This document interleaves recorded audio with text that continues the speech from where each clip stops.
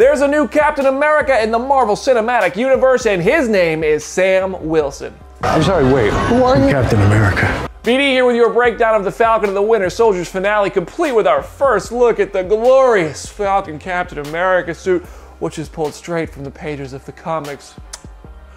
And the next stop for it is Captain America 4, a movie starring Anthony Mackie and written by Malcolm Spellman, the executive producer of the series. Let's go! Looks like you're giving the orders now, Captain. We start with Captain America vs. Batroc Round 2, giving the Frenchie a shot at redemption after Steve Rogers whooped him in the beginning of Captain America the Winter Soldier, but Sam gets the best of him again before flying out to do more important Captain America stuff, and it just looks cool.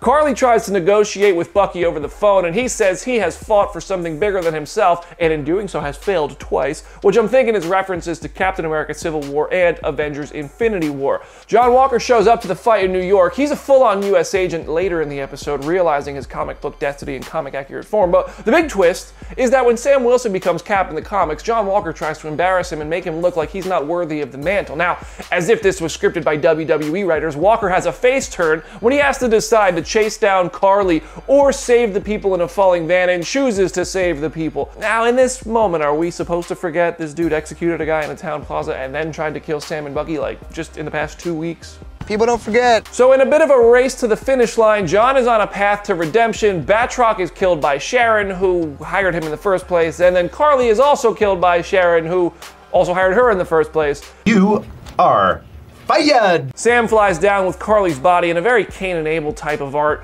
kind of way, reflecting the fact that his enemy has been killed, but he's not really happy about it. Big twist! Sharon is the power broker.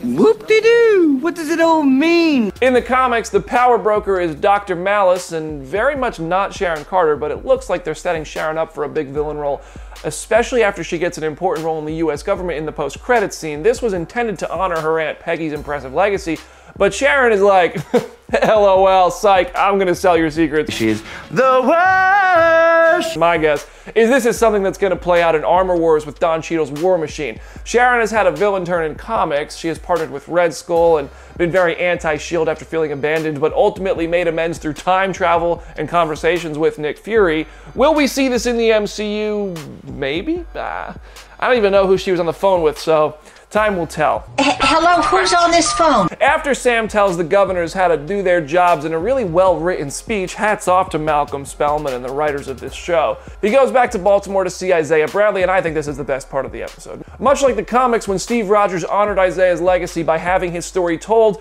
Sam had an Isaiah Bradley statue added to the Captain America Museum, not just maintaining the black character's legacy in the MCU, but really creating it, seeing as it was kept a secret this entire time.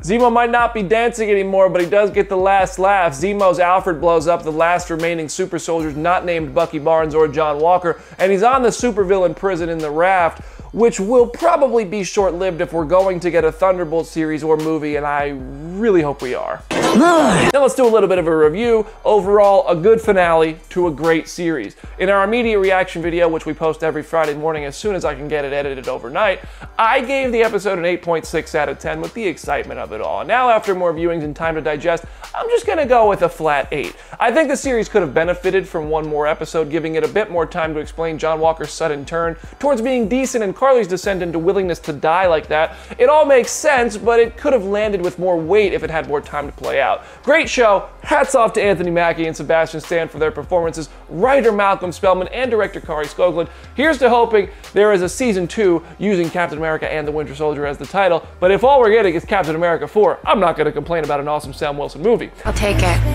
What Easter eggs and references did you catch in the Falcon and the Winter Soldier finale? Share your thoughts in the comments section or send them my way on Instagram at BrandonDavisBD. And if you want to talk more, subscribe to our Phase Zero MCU podcast, available on all major podcast platforms. Awesome interviews coming up. I hope you don't miss it. I'm BD. I'll see you there.